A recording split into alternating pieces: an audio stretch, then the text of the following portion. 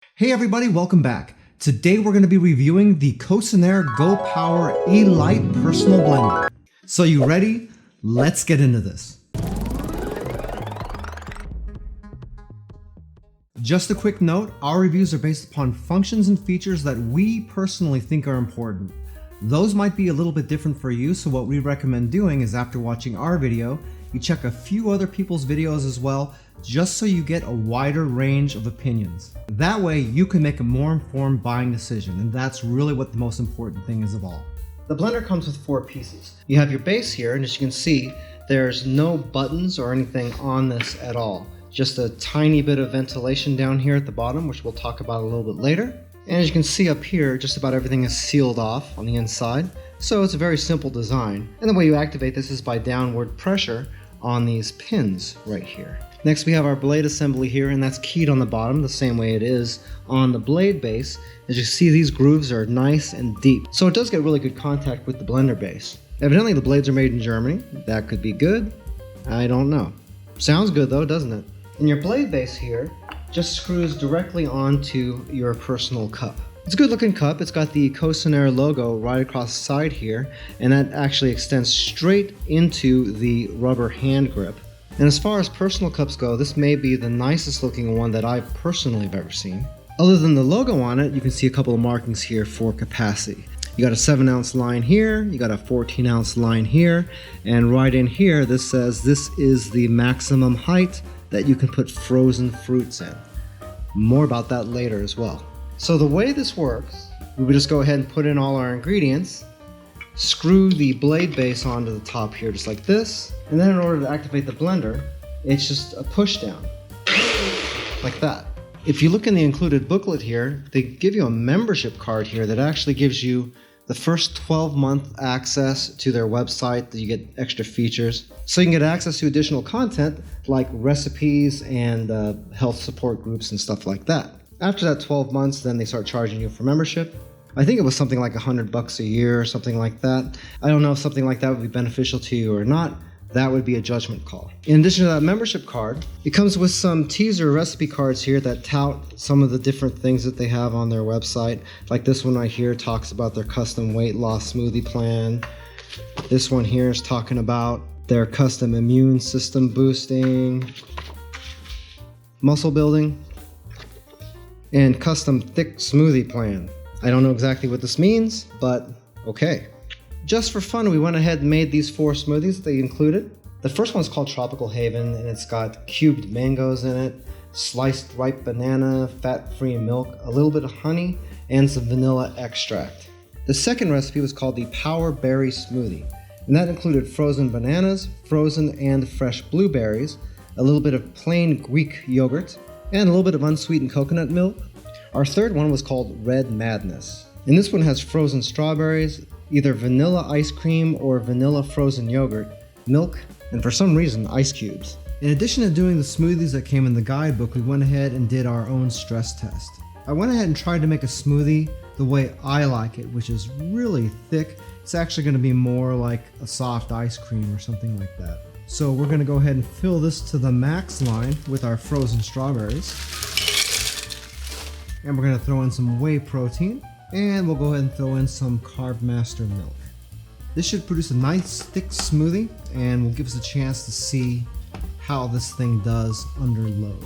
Also, we'll be able to find out how well it can blend all of this frozen stuff, because a lot of times you'll end up with the stuff at the top not blending at all, and you have to take this off and shake it around a lot. So let's see how this does.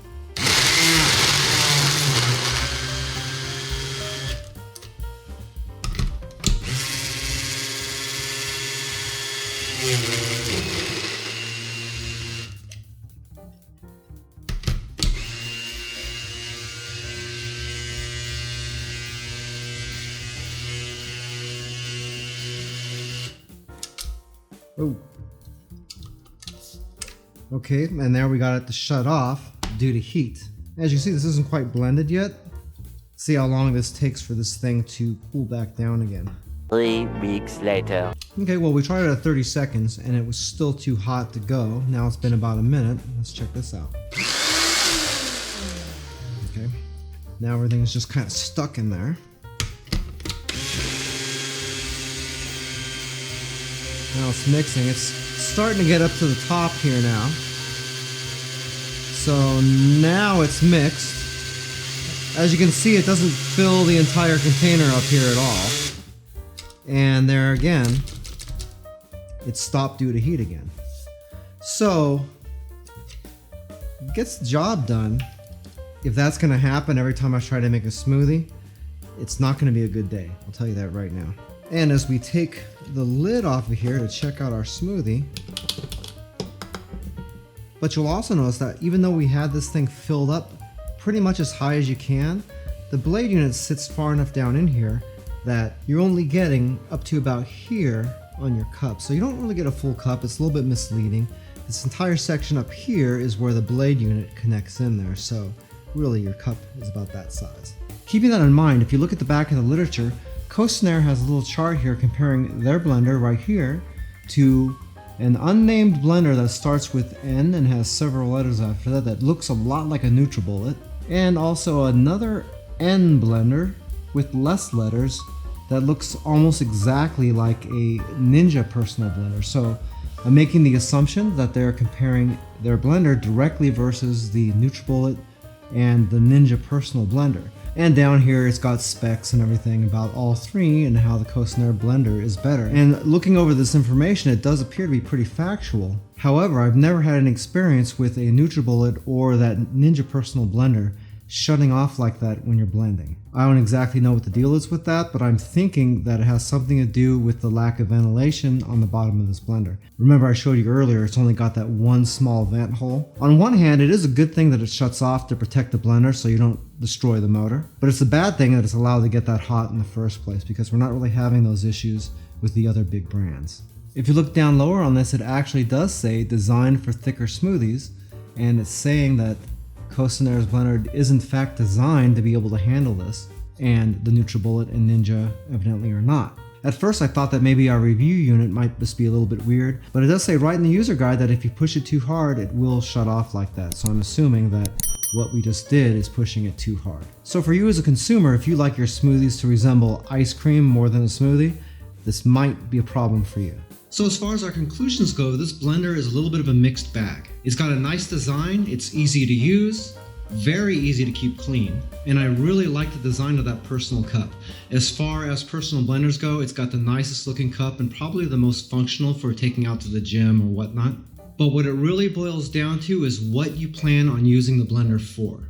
If you're using it for during and after workout drinks that are a little bit thinner and don't tend to have any kind of frozen ingredients in them or anything like that, then you're looking pretty good. However, if you like really thick smoothies that come out with the consistency of something like a soft ice cream or something like that, then you're probably going to have a little bit of a problem with this thing overheating and shutting off a lot. And when I say a lot, I mean maybe 2 or 3 times while you're making your one drink. So for someone like me, that's how I make pretty much all the smoothies that I drink. So in my case, this wouldn't be a very good fit. Also, for what it is, I kind of feel like the price is a little bit too high as well.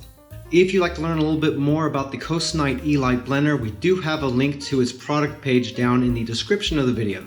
If you'd like to learn a little bit more about Joe's Phenomenal, you can watch a couple more videos, or you can check us out online at joesphenomenal.com. I thank you so much for taking a little bit of time out of your busy day to watch this video. It really means a lot to me, and I can't wait to see you back again here really soon. So until that time, I'm Joe, and I hope you have a phenomenal day. Take it easy.